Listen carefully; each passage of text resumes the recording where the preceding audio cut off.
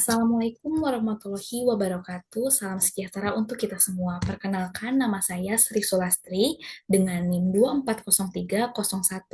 240301020506 dari Prodi PJJ Akuntansi Universitas Cyber Asia. Pada kesempatan ini, saya akan memenuhi salah satu tugas ujian tengah semester manajemen strategik dan berkesempatan untuk mempresentasikan analisis pestel.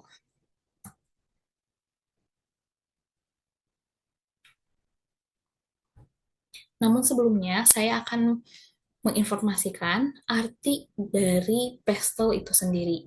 P yang berarti politikal, yang berarti politik, ekonomi, yang berarti ekonomi, sosiokultural, yang berarti sosial, teknologikal, yang berarti teknologi, ekologikal, yang berarti lingkungan, dan legal, yang berarti hukum. Pestle merupakan alat untuk menganalisa faktor-faktor yang ada dalam sebuah negara atau pasar dan menelaah bagaimana faktor-faktor tersebut mempengaruhi keberhasilan kompetisi pasar di sebuah perusahaan.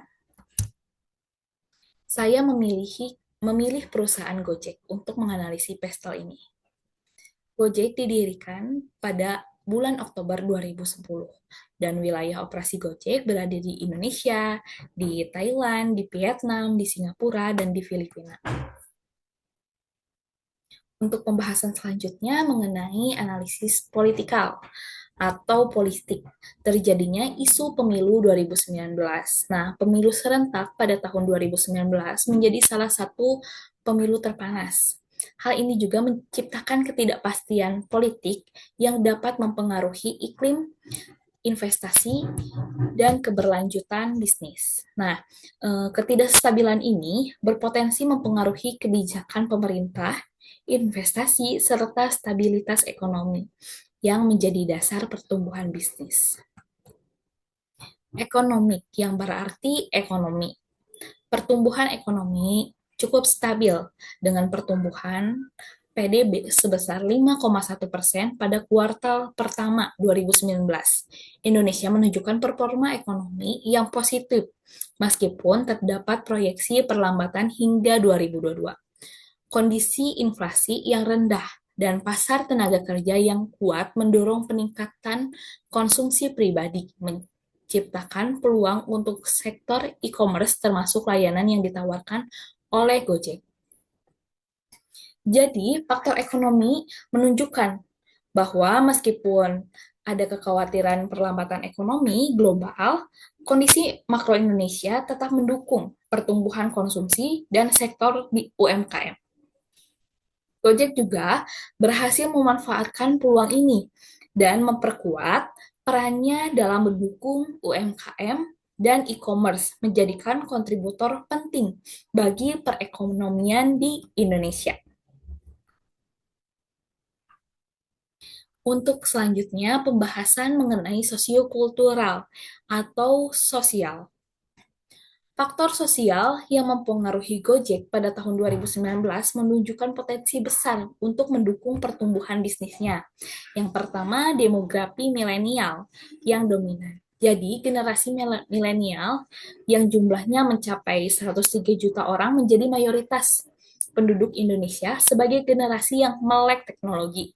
Mereka sangat terbuka terhadap penggunaan aplikasi digital untuk berbagai kebutuhan sehari-hari mereka juga.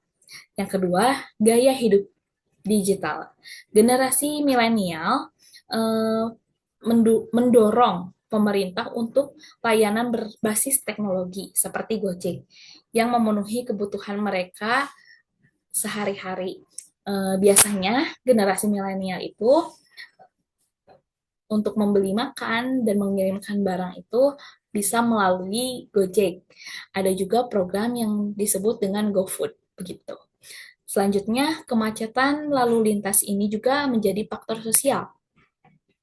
Kota-kota besar seperti contohnya Jakarta menghadapi masalah kemacetan yang parah dengan rata-rata kecepatan kendaraan hanya 15 km per jam. Hal ini meningkatkan kebutuhan akan solusi transformasi yang efisien. Jadi, untuk faktor sosial termasuk dominasi generasi milenial yang sangat melek teknologi, meningkatkan gaya hidup digital dan kebutuhan sosial atas kemacetan di perkantoran. Menciptakan peluang besar juga bagi Gojek, layanan transformasi online yang efisien, terjangkau, dan berbasis teknologi sangat sesuai dengan kebutuhan dan preferensi masyarakat modern, khususnya di kalangan milenial ini. Untuk selanjutnya, teknologikal atau teknologi. Faktor teknologi memainkan peran penting dalam mendukung pertumbuhan bisnis berbasis digital seperti Gojek. Ada 4 poin penting. Yang pertama, penggunaan internet yang tinggi. Yang kedua, dukungan pemerintah untuk teknologi digital. Jadi, pemerintah mendukung untuk teknologi digital dengan mengadakan program gerakan nasional 1000 startup digital. Yang ketiga, kemajuan teknologi dalam industri jasa. Dan yang keempat, inovasi berbasis teknologi. Nah, jadi teknologi merupakan faktor utama dalam keberhasilan dan keberlanjutan bisnis digital di Indonesia. Dengan penetrasi internet yang tinggi dan dukungan pemerintah melalui program startup, Gojek memiliki peluang besar untuk terus berinovasi dan memimpin pasar melalui penggunaan teknologi yang canggih. Hal ini juga memungkinkan Gojek untuk memperluas layanannya, meningkatkan kualitas, dan tetap relevan dalam ekosistem digital yang berkembang sangat pesat. Untuk selanjutnya, ekologikal, yang berarti lingkungan. Faktor lingkungan menunjukkan adanya tantangan yang signifikan di Indonesia yang dapat mempengaruhi bisnis Gojek. Nah, faktor yang dialami yaitu kualitas udara yang sangat buruk. Polusi udara contohnya di Jakarta, di kota besar dan di kota besar lainnya yang telah mencapai tingkat yang melebihi batas kesehatan, mengurangi kenyamanan masyarakat untuk beraktivitas di luar ruangan, termasuk berjalan kaki. Yang kedua, minimnya infrastruktur ramah lingkungan, dengan hanya 7% dari jalan di Indonesia yang memiliki trotoar. Yang ketiga, kesadaran lingkungan yang rendah. Meskipun tantangan ekologi seperti polusi dan infrastruktur yang buruk jelas terlihat, kesadaran untuk adopsi gaya hidup yang lebih berkelanjutan, termasuk penggunaan transportasi umum atau ramah lingkungan, masih perlu ditingkatkan juga. Namun, sebagai bentuk tanggung jawab terhadap isu lingkungan, Gojek juga memiliki program Go Green yang mampu memberikan solusi transformasi yang lebih ramah lingkungan dan efisien, sekaligus berkontribusi terhadap pengurangan dampak negatif lingkungan di Indonesia. Selanjutnya, legal, yang berarti faktor hukum yang relevan dengan operasional Gojek. Yang pertama, ada peraturan keselamatan. Peraturan Menteri Perhubungan Nomor PM 12 Tahun 2019 tentang perlindungan keselamatan. Menekankan keselamatan penggunaan dan mitra pengemudi. Hal ini juga mengharuskan Gojek untuk memastikan standar keselamatan yang tinggi dalam operasional mereka, termasuk penyediaan perlengkapan keselamatan. Yang kedua, ada penetapan tarif. Keputusan Menteri Perhubungan Nomor KP 348 Tahun 2011 tentang pedoman perhitungan biaya jasa penggunaan sepeda motor. Penyesuaian tarif ini mempengaruhi daya saing Gojek, serta kepuasan pelanggan dan mitra pengemudi.